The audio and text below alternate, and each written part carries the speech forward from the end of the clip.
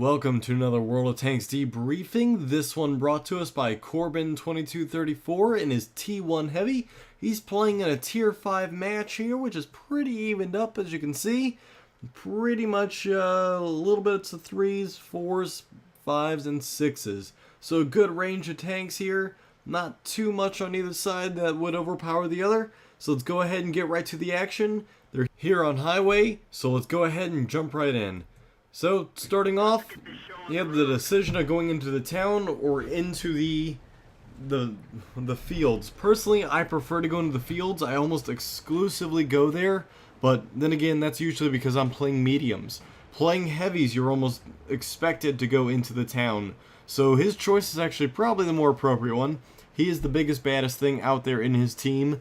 I mean, there is a KV-1 and a Churchill, but being the one of, 3 heavies, he has to go into town. And so, that's pretty much the guarantee is where he's going. The other heavy, as you can see, is way back here in the 7-8A area. And he has not been committed to anywhere yet. So, definitely taking that initial push is a good thing and what he had to do here. So, going in, he's actually taking the the furthest line possible on the 0 column. When I do take the city, I take more of a medium approach. So that way I can decide which way I need to go if threats present themselves either in the short end or the far end.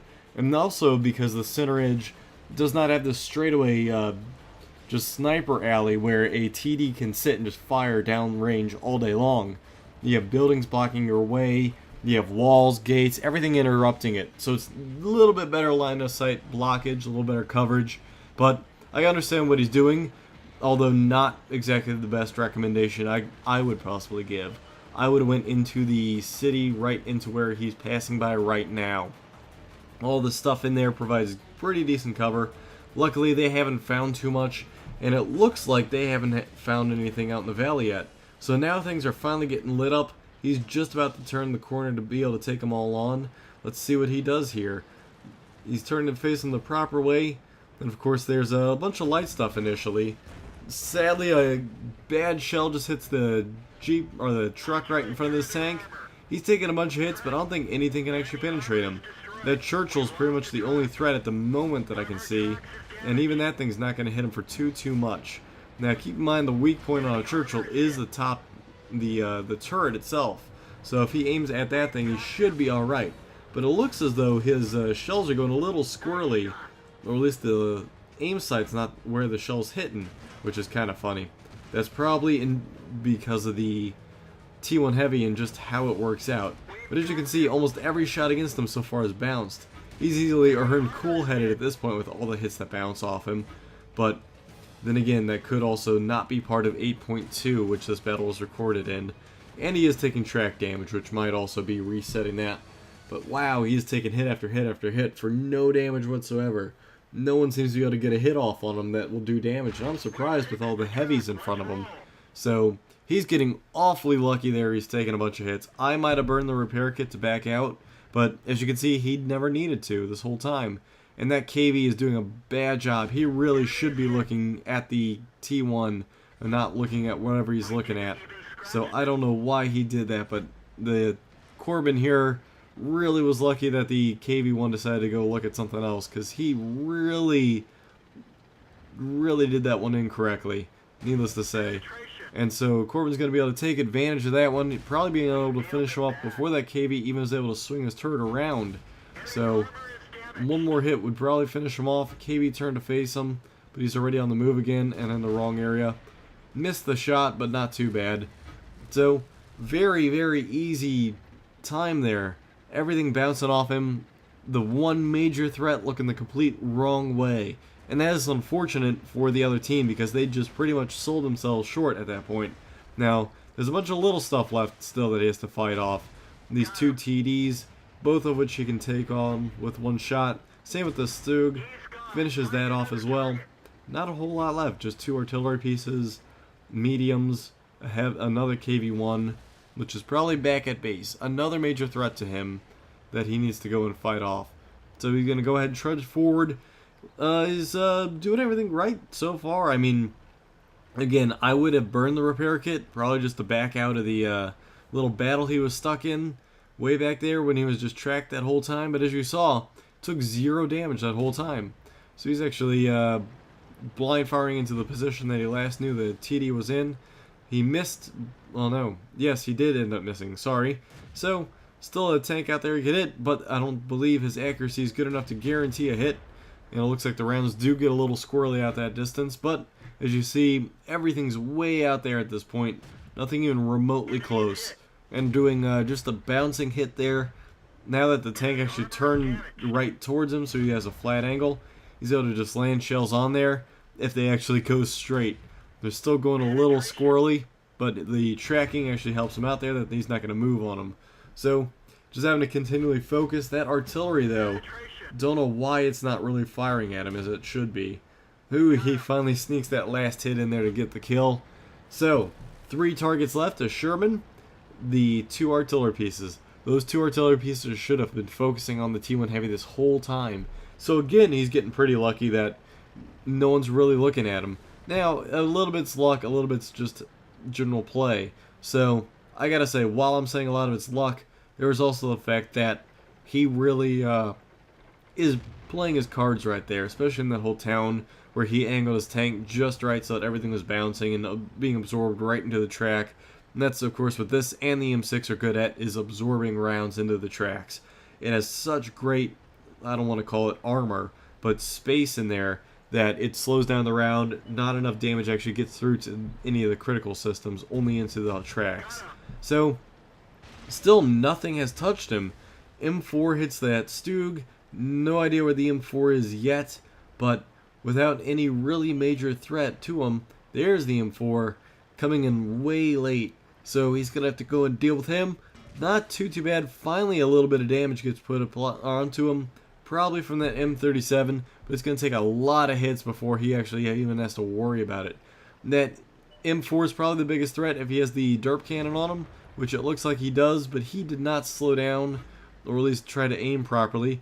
And so he's going to have to go toe-to-toe with the T1 Heavy. He should have kept going around to get to the side, try and get to the turret, but it looks like he's not going to have to worry about it too much. Kills off the M4, got 6 kills there, so he has a nice little top gun. What's left is just a little TD, or not TD, SPG in the background. That Panzer III is going to come around, probably wreck him before the T1 has a chance. Nope, the Grill actually dropped a shell right on his head. So, good game all around, taking very little damage till the end there. Let's go ahead and look at the screen caps he sent. So starting off, first things first, we can see that he is in the ×5, the quintuples from the new year. Man, I can't seem to get rid of the ×5 stuff yet. Working my way through them steadily here. But anyway, 9,000 experience. If you break that down, we'll see exactly how much he actually earned in a little bit. But here in Steel Wall, for sure, with all those hits that he took. In addition, he also earned Top Gun, obviously by the 6 kills. Overall, though, he hit an additional 3 tanks, so a total of 9, and he also spotted one, that little M37 there at the very end. So, not, oh, and then there's one more we can't even see. I believe that one's a destroy, though, because, yes, as you can see, there's only 5 up there.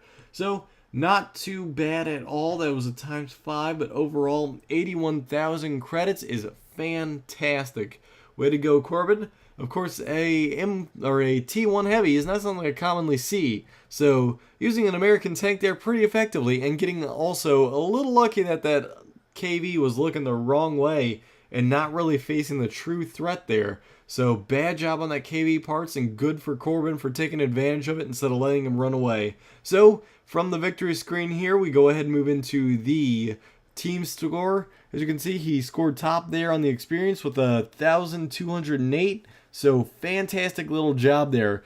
Quite a bit of experience, easily doubling, or getting close to at least doubling the next person to him, which was that Churchill. So a great job there. It looks like he easily tripled even the closest person on the enemy team, which was that M4 Sherman that was fighting him earlier, or towards the end there. So not bad at all. Looks like some of the other people, not a whole lot of missed opportunities. Everyone seemed to really pull their weight there in his team. So we'll go ahead and move into the detailed report. And there's where we get to see the meat and bones of this. As you can see, He fired 32 shots, hitting 23, penetrating 22, meaning he only had one shot that he made not penetrate, which is good. That's very good. The issue there was, of course, the rounds are going quite squirrely, so missing about, 9 shots is expected there when that was kind of doing that. Hits received, 27. That is insane. That's a lot of hits for 0 damage. Now, I can imagine that you can take several hits for a little damage, and that's fine, but 27 hits in this tier at least, because, well, again, he was top tier and facing a lot of threes, but still, 27 hits and not a single one going, 27 hits, not a single one of them going through. That was the impressive part, that while he was sitting there in that little corner, tracked, no one was able to take advantage, no one pushed on him, no one swarmed him. They just sat there, kept trying to hit him and hit him and hit him, couldn't go through at all. So I wonder if they were targeting any of the weak points or just randomly firing at him, because all they kept doing was tracking him, which isn't that big of a deal. So as you see by the breakdown of the credits here, 77,000 total minus the repair and refit costs. So overall, not bad at all. Pretty good game. I must say, it's a little different seeing a T1 Heavy. Not a very common tank these days. It seems to be much better out there, but it's good to see people still playing it. So, anyway, I want to thank Corbin for sending this one in to us. If anyone else has a video they want to send in, send it to darqueling@gmail.com. Just please include a little description as to what makes it a good one for me to watch. Of course, send in these screen caps with it. And if you would please also tell me the version of the game it comes with, because I only have back to 8.2 to be able to view these. And I'm working my way through them. I know there's a lot, and I record them when I can. So anyway, I want to thank you guys for tuning in to this debriefing, and I will catch you guys in the next one.